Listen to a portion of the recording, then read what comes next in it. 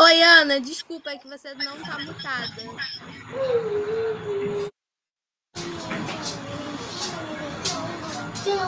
Ah,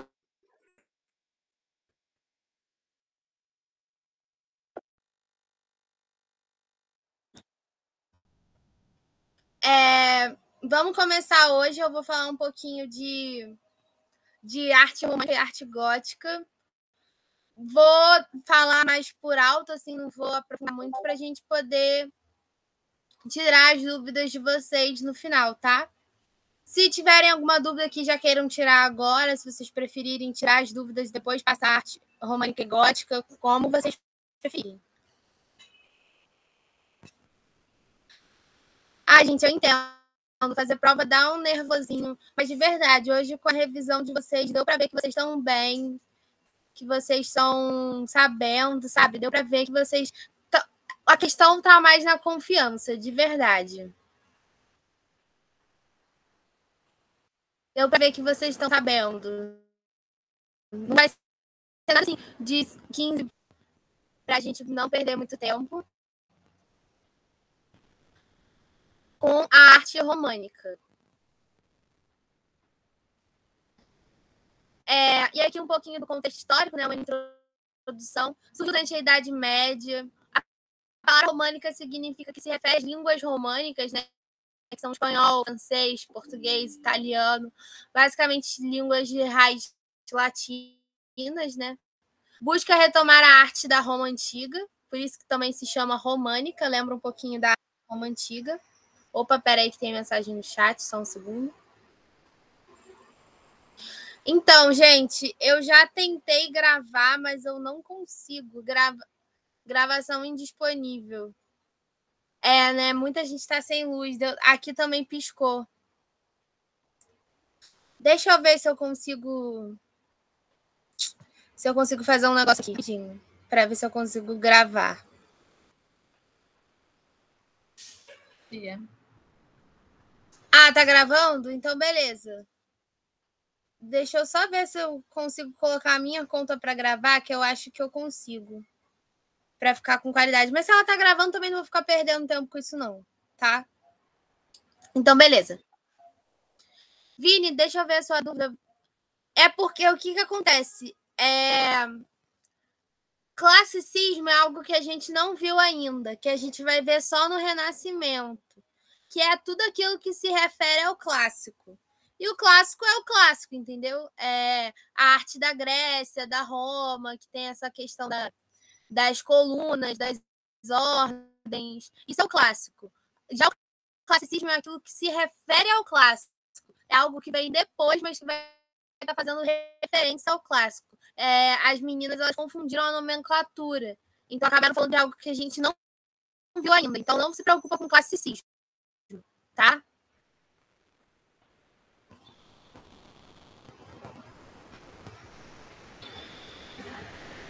Então, gente, vamos continuar aqui em românico.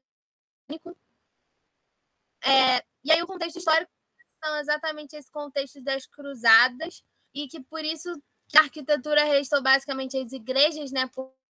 Porque existe essa convenção de guerra que se evita bombardear a igreja, templos religiosos, né? Embora a gente saiba que isso não tem sido respeitado. Para mim, todo o conceito de guerra já é um absurdo, mas enfim. E aí o Gombrich vai chamar a igreja românica de igreja militante. Isso é muito importante, gente, porque ela vai colocar trecho do livro do Gombrich na prova. Certeza. Eu fiz essa matéria, eu estou de monitora há 2 anos e toda a prova tem um trecho do livro do Gombrich. Então, lembrar dessas terminologias, por exemplo, que ele chama a igreja românica de igreja militante, talvez tenha uma questão que só chame de igreja militante. Então, para vocês lembrarem que a igreja militante é a igreja românica.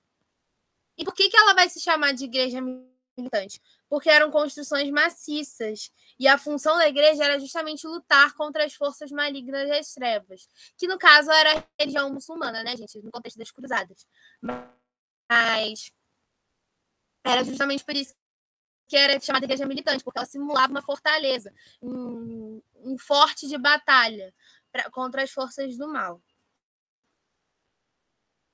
E aqui a gente vai falar um pouco da arquitetura, né, que é a principal representação da arte românica. A principal construção eram as igrejas, mas também tinham castelos e palácios, só que eles acabaram se perdendo, né, justamente por conta dos bombardeios. Bombardeios não, né, que naquela época não tinha bombardeio, né, por causa da destruição da guerra, né. Construções mais maciças, menos decoradas, comparado com o gótico. Atenção também, menos decorada não significa que não tinha decoração, tá? Também tem isso. Tomem muito cuidado, falar que nunca teve isso, sempre foi assim, nunca foi assim. Evitem usar palavras como sempre, nunca, porque essas máximas são muito difíceis de serem reais, sabe? Sempre tem uma exceção. Então, construções mais maciças, menos decoradas, forte presença do jogo claro e escuro. A luz ela penetra por pequenos orifícios, então ele vai dar esse contraste da luz e do escuro, justamente para trazer essa ambientação de forte, de fortaleza contra as forças do mal. Destaque a cobertura com abóbadas, porque assim evitava os incêndios que ocorriam com os tetos de madeira, porque antes os tetos eram de madeira, então tinham muitos incêndios. Aí eles começaram a fazer abóbadas de pedra, porque evitava que a tocha pegasse, né? E aí pegasse fogo. A abóbada, que é uma sucessão de arcos e uma cobertura semi-hemisférica, a gente já viu a abóbada na arte greco-romana. E absorve as pressões, ela absorve as pressões nos pontos mais altos e transfere para os pontos mais baixos. Então, é por isso que ela consegue se sustentar, porque ela tem toda uma pressão aqui em cima. E aí ela vai fazendo assim a pressão vai fazendo assim, por isso que não cai. E a principal abóbada dessa época era a abóbada de aresta, que era cruzamento de duas abóbadas de berço. A abóbada de berço é aquela que a gente já viu, né, que é um arco de volta perfeita. E os elementos de sustentação e que também serviam de decoração são as nervuras, que elas destacam as arestas das abóbadas. E outro destaque também é o arco de volta perfeita. A gente vai, como eu disse, né, lembra muito a arte romana e eles usavam muitos arcos de volta perfeita. Então a gente também vai usar muito arco de volta perfeita no românico. A igreja ela vai ter 3 naves, que são 2 laterais e uma central. As portas vão ser de bronze. E a decoração vai ser colorida mais no interior, ou seja, o exterior não vai ter tantos ornamentos, mas o interior vai ser muito decorado. Vai ser bem mais decorado do que o exterior. E a gente vai ter diferentes tipos de fachada. E aqui nas imagens eu trago as fotos dos elementos, né, as naves da igreja, que formam uma cruz, né, principalmente no final do românico, que é o transepto, que é justamente essa nave lateral que sai cortando a nave central e forma a cruz. Aqui a gente tem a nervura, né, que é justamente essa sobressalência que destaca as arestas da abóbada. A abóbada de aresta, que é justamente esse cruzamento entre 2 abóbadas de berço, e o arco de volta perfeita. E aqui eu trago os tipos de fachadas, né? A fachada de dupla torre, que vai ser mais comum na França, na Inglaterra e na Espanha. Dupla torre, o nome é óbvio, são 2 torres. Fachada de floresta de torres, na Alemanha, em que são várias torres de tamanhos diferentes, em lugares diferentes. Por isso que se chama floresta de torres. E vai ser mais comum na Alemanha. E a separação em diversos edifícios vai ser na Itália e Portugal. E os edifícios que compõem essa construção, né, é o batistério, que era onde eram realizados os batismos, a nave central, que era onde era a igreja, né, e o campanário, que era onde fica o sino. E, por exemplo, a Torre de Pisa, o campanário. E agora vamos falar um pouquinho dos elementos decorativos da arquitetura. A arcada ou arcária, que é justamente a sequência de arcos, que é diferente da arquivolta. A arquivolta é um conjunto de molduras que decoram um portal ou um arco. Na arcada é igual o dente, ó. Vai seguindo assim, um do lado do outro. Já a arquivolta vai ser um em cima do outro, para formar uma moldura. A gente também vai ter uma rosácea, né, que é uma abertura circular preenchida por vitrais decorativos. A fachada de corpo interrompido, que é justamente para dar essa maior sensação de verticalidade, para fazer ele ficar mais alto, parecer mais alto. E aí você pega o frontão triangular e você corta as pontas, o que dá uma sensação de verticalidade maior. Os portais românicos, né, em que eles vão ter as arquivoltas, que, como eu disse, são as molduras que vão ornar geralmente um portal. Vão ter um mainel, que é uma pequena coluna que fica entre as duas portas. Vai ter figuras antropomórficas, zoomórficas, fitomórficas, ornando esses portais para contar uma história, provavelmente uma passagem da Bíblia. E é aí que aparece mais a escultura e a escultura na arquitetura, né? Porque se vocês pensarem, trazendo um pouquinho de contexto histórico, foi muito debatido durante muito tempo se a igreja ela teria representações imagéticas, por exemplo, dos santos, tal, ou não. Porque podia se confundir com as religiões pagãs, por exemplo, os deuses gregos na época. Então, ficou muito tempo. Vinha um papa e falava que podia ter imagem. Aí vinha outro que falava que não podia e destruía tudo. Foi só lá para o século XII, XIII mesmo, que eles firmaram que poderiam ter imagens. Então, por isso que a gente não tem muita escultura, porque vinha um outro papa e destruía. Aí outro construía e o outro destruía. Por isso que a gente não tem muito de escultura românica. E também a gente vai ter o abside, que é onde se encontra o altar-mor, que é onde fica aquele altar chamativo da igreja, que fica na cabeceira da igreja. E aqui vamos falar um pouquinho de pintura, né? Frescos, ilustrações de livros e pergaminhos, né? As iluminuras, que são justamente aquelas letras que chamam a atenção, né, dos pergaminhos, dos livros. Eu gosto muito de comparar aos filmes da Disney, sabe? Aqueles filmes mais antigos que começavam abrindo um livro. Então, não tinha aquela letra grandona, geralmente era um O, por causa de Once Upon a Time, que era uma vez, né? E aí saía um passarinho, saía bichinhos da letra, então aquilo ali é uma iluminura. Óbvio que não saía não era 3D nessa época, por exemplo, mas a ideia é a mesma. A função pragmática, né, da arte, a arte vai servir muito mais como uma maneira de catequizar e ensinar sobre a religião do que a arte por si própria. A mandorla é uma moldura em forma de amêndoa, né, e vai ser muito presente na pintura. Rompimento com a representação fidedigna do ser humano, até porque isso era considerado vaidade para a igreja, então era um pecado. E, além disso, o objetivo da arte não era fazer arte, o objetivo da arte era justamente ensinar, catequizar. Então, não importava muito se a figura estava muito refinada, por exemplo. Pintura como maneira de contar histórias com imagens. Não se preocupam com a perfeição, como eu disse, né? Isso era considerado pecado. Começam a querer expressar sentimentos na pintura, mas não sentimentos do pintor, sentimentos da cena. Por exemplo, o desespero de Jesus Cristo na cruz, por exemplo. Eles começam a querer expressar o sofrimento, para justamente passar melhor as histórias religiosas. Esquemas angulares com propósito arquitetônico, ou seja, a pintura era feita para encaixar na arquitetura, como a gente vê nessa imagem aqui, né? Tem uns olhos bem curvados, assim, justamente para caber nessa superfície curvada da arquitetura. Linhas rígidas, figuras estilizadas. O que são figuras estilizadas? Elas justamente não vão ser fidedignas à realidade, não vão ser iguais à realidade, vão ser estilizadas. Vai ter uma maior influência do Oriente, justamente por conta das cruzadas, né? Acaba tendo uma troca entre com os povos do Oriente, e liberdade para a escolha das cores. Então, eles vão utilizar muito das cores nas pinturas.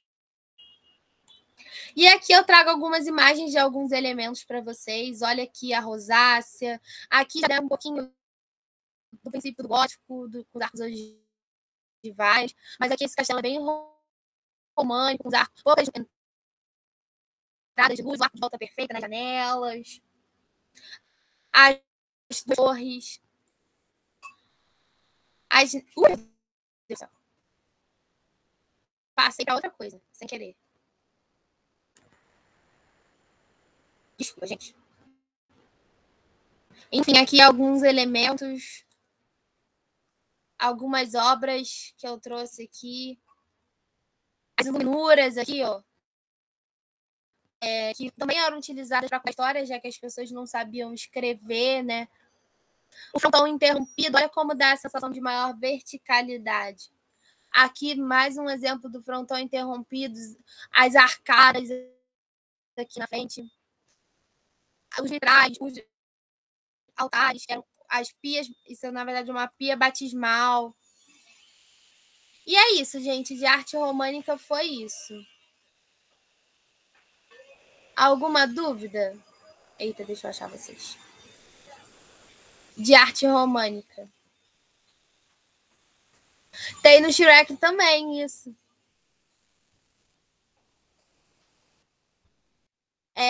Então, gente, eu vou passar para o gótico para a gente conseguir também tirar as dúvidas de vocês, tá? Já que não tem nenhuma dúvida.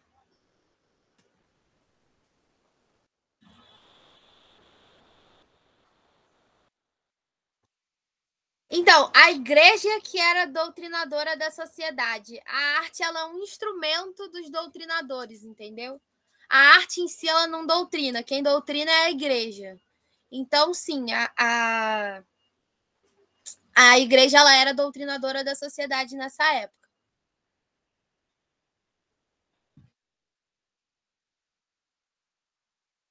Vamos lá para o gótico.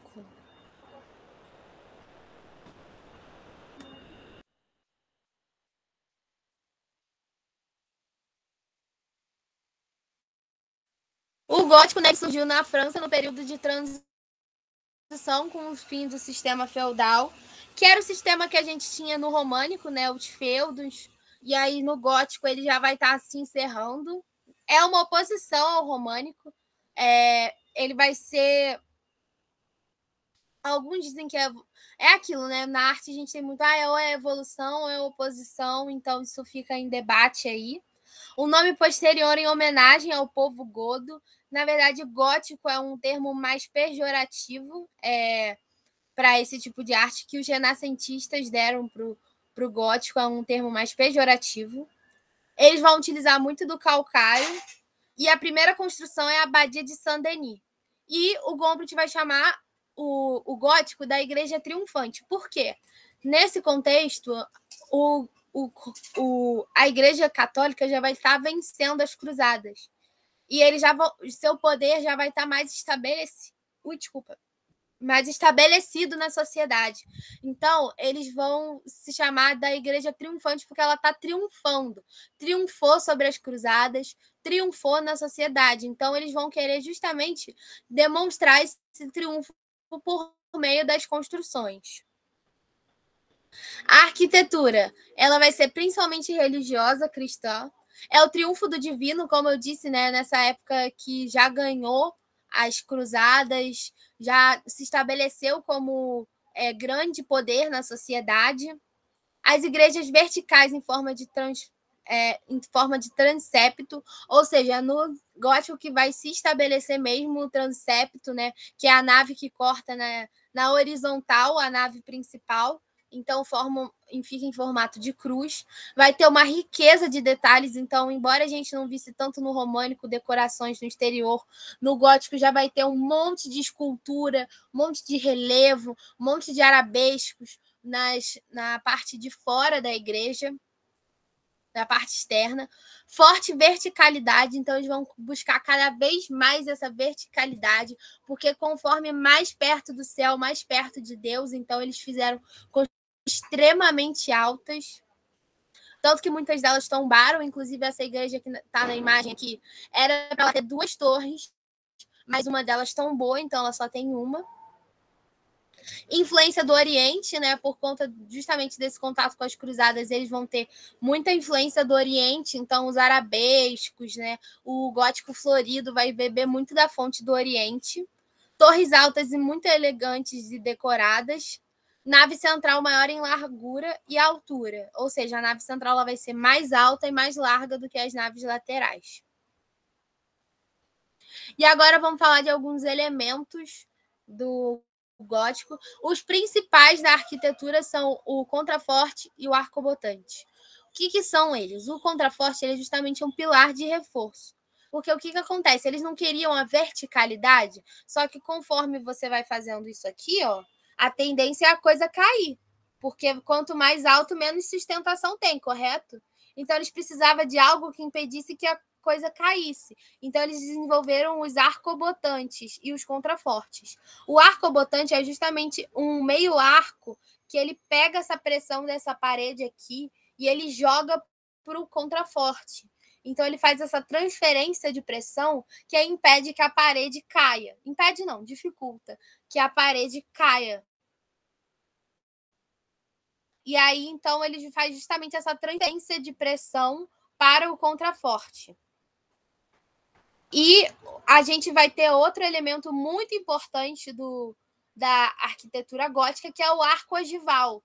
Porque justamente para dar essa sensação de verticalidade, eles fizeram um cruzamento de arcos, que forma essa figura assim, né? Um pouco pontiaguda e dá essa ideia maior de verticalidade. Esse é o arco ogival, formado pelo cruzamento de dois arcos. O trifório, né, que é uma galeria estreita com arcadas abertas sobre o clerestório e sobre as arcadas nas paredes laterais que separam a nave central das naves laterais. Então, o trifório é basicamente um corredor, tá? Isso tudo para falar que é o corredorzinho que fica em cima das arcadas que sustentam a igreja. O clerestório, lembra? Clerestório, claro. Clerestório era onde ficavam as janelas com vitrais e que permitiam a penetração da luz dentro da igreja. Então, era pelo clerestório que entrava a luz. Então, clerestório, claro, luz. Era por onde penetrava a luz. E o transepto é justamente essa nave transversal que corta a nave central no sentido leste-oeste, formando uma cruz. E, geralmente, ela tinha muitas fachadas monumentais no exterior, ou seja, tinha muitas esculturas, muitos relevos, muitas figuras representadas nas fachadas. Mais alguns elementos da arquitetura são as ligações contínuas, que são, por exemplo, você vai ter uma mini coluninha na parede que vai até o teto, que vai pegar o arco do teto, que vai descer pelo outro lado do arco e vai até o chão. Isso dá uma sensação de verticalidade maior, porque você não tem o rompimento das linhas, você não tem uma quebra na sua visão. Então, isso permite que você tenha maior sensação de verticalidade. E aí a gente também vai ter a rosácea, que vai agora se chamar de grande rosácea, porque ela vai ser ainda maior e ainda mais ornada com vitrais decorativos. A arquivolta, que agora vai ser muito mais elaborada, né? Vai ser um conjunto de molduras que decoram um portal ou um arco. E aí ela vai ter várias esculturas, várias representações nessas molduras. E as estátuas colunas, né? Que são colunas com estátuas adoçadas em alto relevo. E vai ser muito utilizado no mainel, que, como eu disse, é uma pequena coluna que divide o portal no meio. E aí essa coluna vai ser muitas vezes antropomorfa e vai ser justamente uma estátua. E agora falar um pouquinho de escultura, né? Como na arquitetura obedeciam as regras da verticalidade. É só para introduzir mesmo.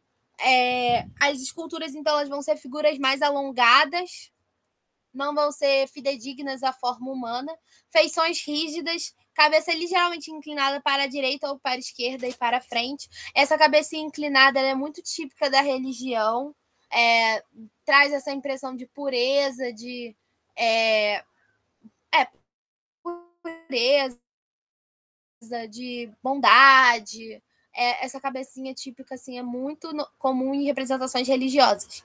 Caracterização das figuras santas, então vai ser a retratação de figuras santas. Planejamento rígido, como caneluras de uma coluna, ou seja, não vai ser mais aquelas vestes molhadas que a gente viu na Grécia, vai ser mais rígido, como as caneluras de uma coluna. As figuras vão ser alongadas e as principais temáticas vão ser o crucifixo, né? Jesus na cruz, a Madonna, que é Maria com o menino Jesus, e a Pietà, que é Maria com Jesus morto nos braços.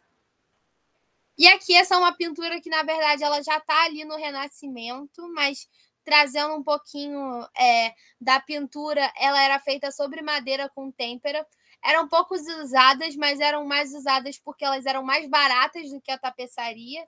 Então, elas eram mais presentes em casas que não tinham condições de trazer a tapeçaria.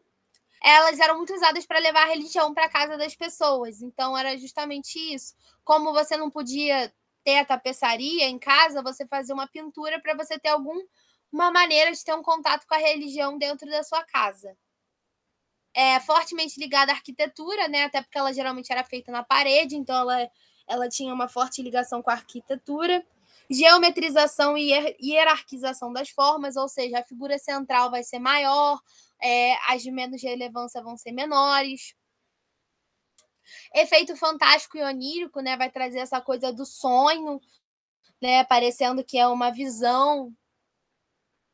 Cores luminosas e intensas.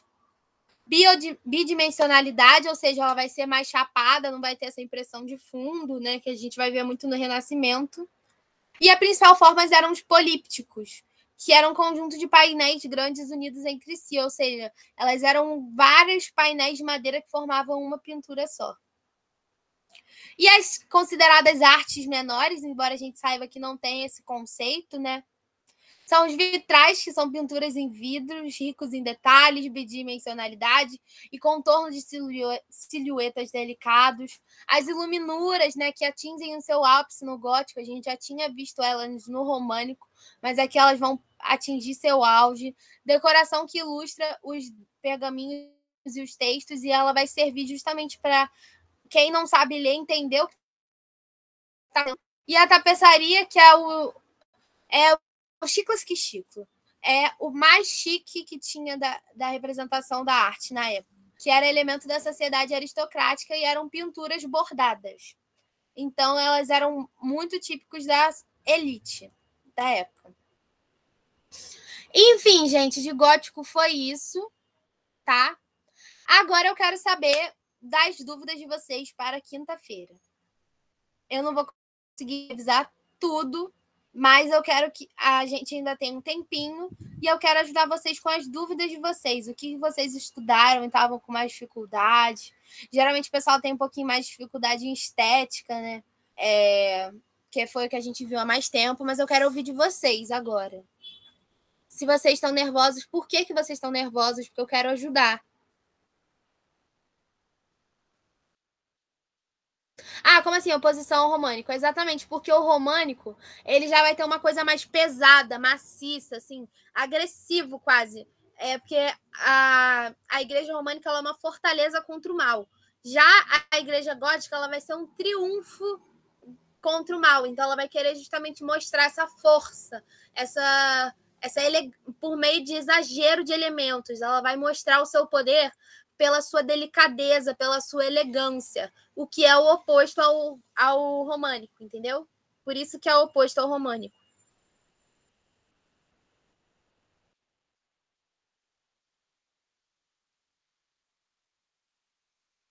Né? Eu preciso que seja um pouco mais específico. Vocês querem saber, tipo, o que é belo? Conceito de belo. As teorias. O que vocês estão com mais dificuldade?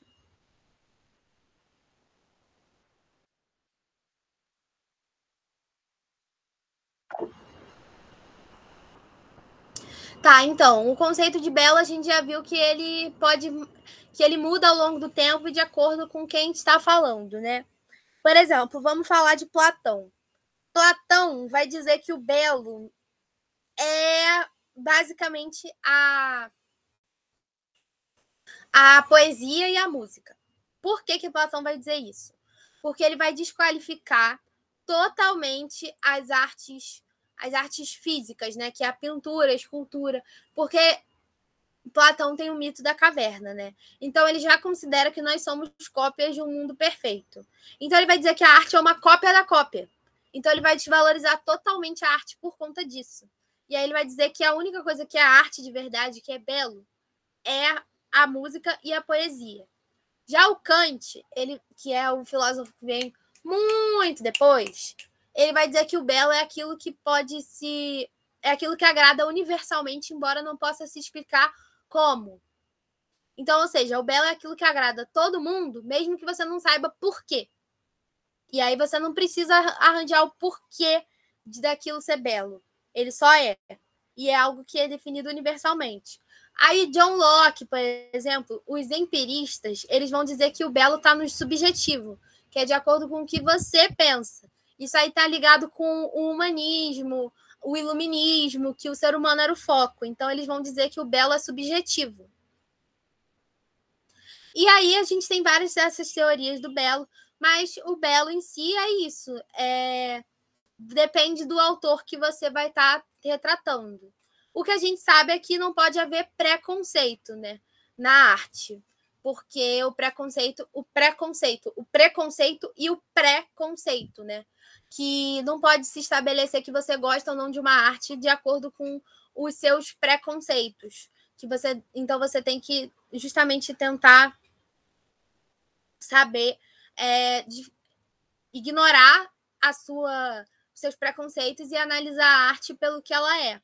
Isso é muito difícil, e aí a gente tem as teorias da arte justamente porque é muito difícil definir o que é arte, o que é belo exatamente, mas aí a gente vai ter várias teorias que vão nos ajudar. E no meu material que eu postei para vocês, tem todas lá. Bom, falei mais ou menos o que é belo? Ajudou um pouquinho? Porque realmente cada um tem sua teoria, tem sua visão. E aí, provavelmente ela vai falar de acordo com o belo de acordo com Kant, o belo de acordo com Hegel, belo de acordo com fulano, ou cite o belo de acordo com algum artista, de algum filósofo que você estudou, entendeu? Vai ser alguma coisa assim. Vini, provavelmente vai cair sobre funções da arte, sim. Ana, eu não esqueci da sua pergunta das ordens, tá? Já vou chegar lá. Vai cair sobre as funções da arte, sim. Geralmente cai. E geralmente é sobre a função pragmática. Gente, a função pragmática é muito importante. Até porque a gente está vendo muito ela, principalmente na arte da Idade Média, né? A função pragmática é quando a arte ela serve para um propósito além de ser arte. No caso da arte da Idade Média, ela vai servir também para educar a população sobre os princípios da igreja. Então, ela vai ser uma função pragmática. Tá? Então, lembrem bastante da função pragmática, porque essa costuma cair bastante. Mas não esqueçam das outras também, que é a função formalista, né, que vai estar focada mais na forma, e a função naturalista, que vai estar focada em trazer o que está sendo retratado. O foco vai ser copiar aquilo que está sendo retratado. Não precisa pedir desculpa, não, Vini. Fica tranquilo. A gente tem 3 funções da arte, né? A função naturalista, que é aquela que vai ser a principal objetivo da arte é copiar a realidade. Então, o foco dela vai ser a imitação, vai ser imitar a realidade. A gente tem a função pragmática, que é quando a arte ela serve como algo além de ser uma obra de arte. Por exemplo, a gente tem a arte da Idade Média, que é a arte serve para educar a população sobre os princípios da igreja. Ela não serve só para ser arte, só para estar exposta ali. Ela serve para ensinar a população sobre os princípios da igreja. Então, por isso que ela é função pragmática. E a gente tem a função formalista, que tem a ver com a forma. Então, o principal da função formalista é a forma da obra de arte. Entendeu?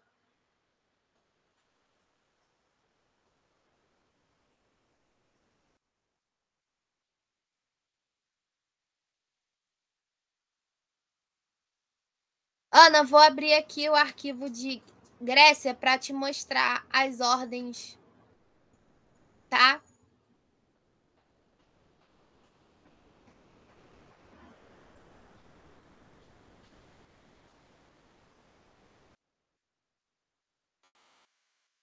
Oh, meu Deus, não vou conseguir abrir agora. Tá, mas então eu vou falar. A ordem dórica é a primeira ordem e a mais conhecida, né? Ela vai ser uma ordem mais maciça, ela vai ser mais pesada, vai ser menos decorativa. E aí ela vai ser formada pelo capitel dórico, né? e pela coluna com caneluras, e a ordem dórica ela não tem base, tá? Isso é importante, ela não tem base, e tem capitel dórico e caneluras. Já a ordem jônica, que é a que vem depois, ela vai possuir volutas no seu capitel. Ela vai possuir volutas aqui, ó. Volutas no seu capitel. Que é o rolinho de papel higiênico que eu e a Carla gostamos de chamar. Que é essa voluta aqui que fica nas laterais do capitel. Ela também vai ter caneluras, mas ela vai ter base. Então, a diferença da dórica para a jônica é que o capitel dórico ele não tem volutas. Ele é almofadado. Ele é tipo uma almofada. Já o capitel jônico, ele vai ter as volutas do rolinho de papel higiênico nas laterais, e a coluna vai ter base. E aí, por último, temos o coríntio, que vai ter as folhas de acanto e também vai ter pequenas volutas no seu capitel. Então, cada cantinho do capitel vai ter uma mini voluta e vai ter folhas de acanto no seu capitel. E ele também vai ter caneluras e também vai ter base. Tá? Isso é a principal diferença entre as ordens gregas. Foi? A prova vai ser toda com questões discursivas? Não, vai ter questão de marcar também. Mas, na minha prova que eu fiz, tinha que justificar por que eu marquei aquela questão. Ela não faz mais isso tem um tempo. Mas eu acho que vai ser só de marcar mesmo, tá? Vai ter questão de escrever, mas as de marcar vão ser só de marcar.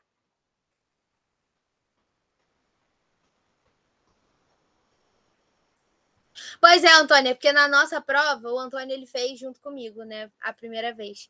E aí a gente tinha que marcar e justificar por que a gente marcou. Por isso que você não tá lembrando, porque a gente tinha que escrever até as marcar. Mas não se desesperem, porque eu também não sei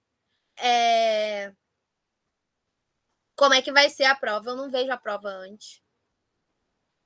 Vai cair a história da Grécia e da Roma? Não exatamente a história, mas é bom saber o contexto histórico no sentido de saber que Grécia veio anti-Roma, que um influenciou o outro, que, por exemplo, que a Grécia é dividida em períodos, que é o geométrico, o arcaico, o clássico, o helenístico. Bom saber da ordem desses períodos. Não precisa saber exatamente a história toda, mas ter um contexto é bom. Tá? Olha, eu posso até falar um pouquinho de estética, Maristela, mas eu preciso saber o que de estética, porque tem muita coisa de estética. Se eu for falar de estética, eu preciso saber mais especificamente. São as teorias, é o conceito de belo, que a gente já falou um pouquinho aqui, é a questão do que é arte, o que exatamente... Tá, as teorias. Vamos falar um pouquinho das teorias essencialistas da arte, tá? Vou abrir o arquivo aqui para vocês. Vou tentar abrir. Cadê?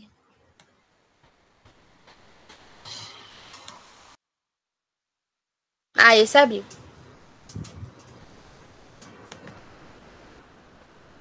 Vou compartilhar aqui com vocês.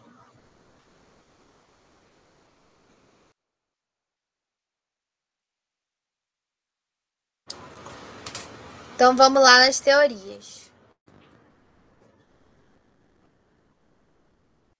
A gente vai ter 3 teorias da arte, né? Que é a teoria da imitação, a teoria da expressão e a teoria da arte significante. A teoria da imitação é que tudo aquilo que é uma imitação pode ser considerado arte. Essa teoria ela é boa porque ela qualifica bem o que é arte e o que não é arte. Muitas vezes a arte realmente imita algo e tem um forte critério qualitativo, né? Quanto mais imitação for, a realidade for, mais né? Só que ela tem alguns defeitos, né? Que as obras abstratas elas não imitam nada. A própria música em si, toda música ela não imita nada, né? A música ela faz uma referência. Como é que é? Faz uma referência, né? À realidade, você não consegue ver uma música, você não consegue enxergar uma música, então como é que ela imitaria algo que não existe fisicamente, né? E como imitar o imaginário, no sentido da mitologia, por exemplo. A gente nunca viu Zeus, nunca viu Vênus, nunca viu Atena. Como é que você vai imitar algo que não existe, né? A teoria da expressão é que a arte é aquilo que expressa sentimento ou emoção do artista. E os pontos positivos dessa teoria é que os sentimentos são inspiração de várias obras, inclui o que não é imitação e mantém um critério rigoroso, ou seja, o que tem sentimento é arte, o que não tem sentimento não é arte, ponto. Ainda é rigoroso. Mas também tem um forte critério qualitativo, ou seja, quanto mais sentimento tiver na obra, mais de maior qualidade é aquela obra de arte. Alguns pontos negativos é que às vezes a arte abstrata não expressa sentimento, de novo, né, essa questão da arte abstrata. Movimentos como o parnasianismo, né, que era focado na questão das palavras soarem bem. Não tinha muito significado, mas era focado nas palavras soarem bem. Não poderia ser considerado arte, mas aí você vai desqualificar todos os movimentos que são esteticamente mais considerada arte. Por exemplo, a música eletrônica não seria considerada arte. Obras com autores desconhecidos e com obras de arte coletiva e obras de arte coletiva também não seriam consideradas arte, porque são vários autores e também ou você não conhece o autor que está por trás daquilo, então como é que você vai saber o que ele está sentindo? E por último, a gente tem a teoria da arte significante, que é a arte como algo que desperta emoções estéticas nas pessoas. Alguns pontos positivos é que inclui todos os tipos de arte, supera as limitações das teorias anteriores, e os pontos negativos é que nem sempre alguém vai sentir algo quando vê uma obra de arte, e também é difícil encontrar um elemento em comum que descreve as emoções estéticas. Então é por isso que a gente tem muito debate sobre essas teorias, e qual que é a certa, qual que é errada, ainda é muito debatido. Não tem certo, não tem errado, isso aí é muito pessoal. E aí é uma grande sessão de debate até hoje. Explicar?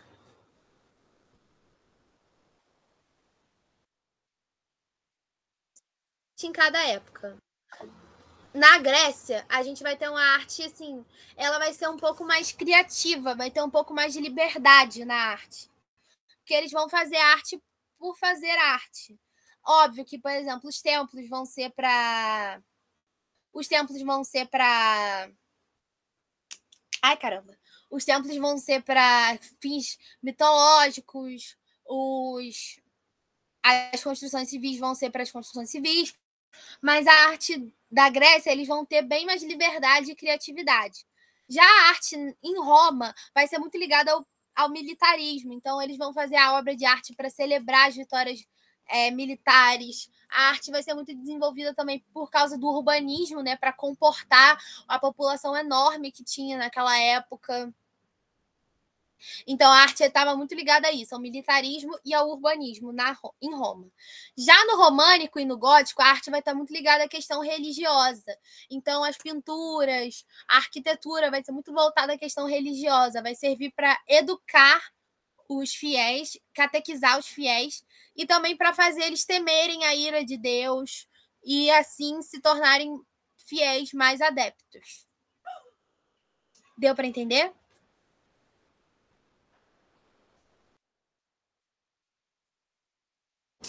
Beleza.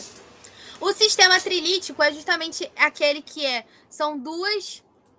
Ui! Meu Deus, meu computador caiu. São duas hastes verticais. Deixa eu ver se eu consigo desenhar aqui. Não, aqui ativar a legenda. Tá, ok. Vou fazer com a mão mesmo. São duas hastes verticais que tem em cima uma arquitrave horizontal. Então, são duas colunas verticais com uma arquitrave horizontal. E isso é o sistema trilítico.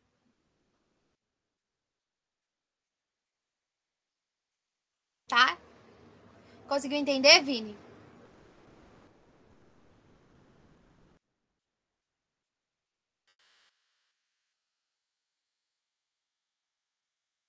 Então, Ana, as principais diferenças entre a arte.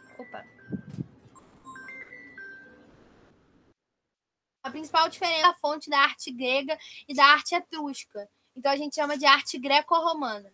Então, a diferença entre a arte grega e a arte greco-romana é que o sistema de construtivo, né?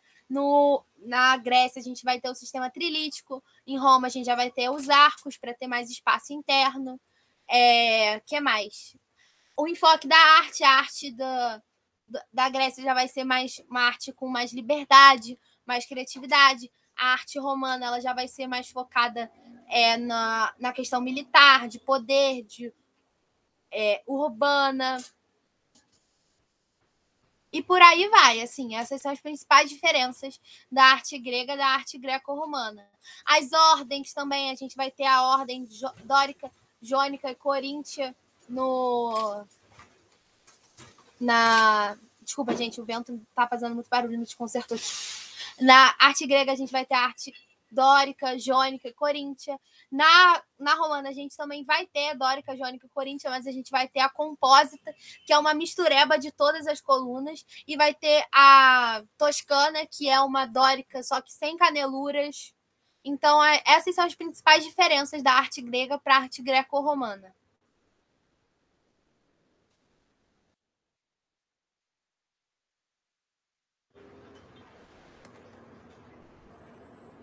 Foi? Conseguiu entender?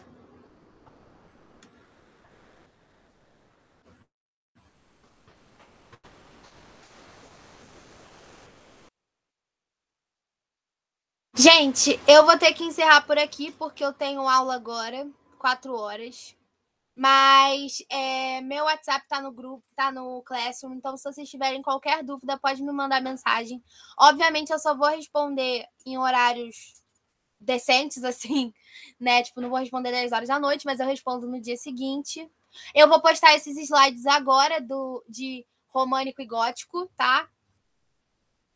E é isso, gente. Qualquer dúvida, podem entrar em contato comigo, tá? Que bom, gente. Sério, se fizerem os exercícios, podem me mandar que eu corrijo antes de quinta, tá?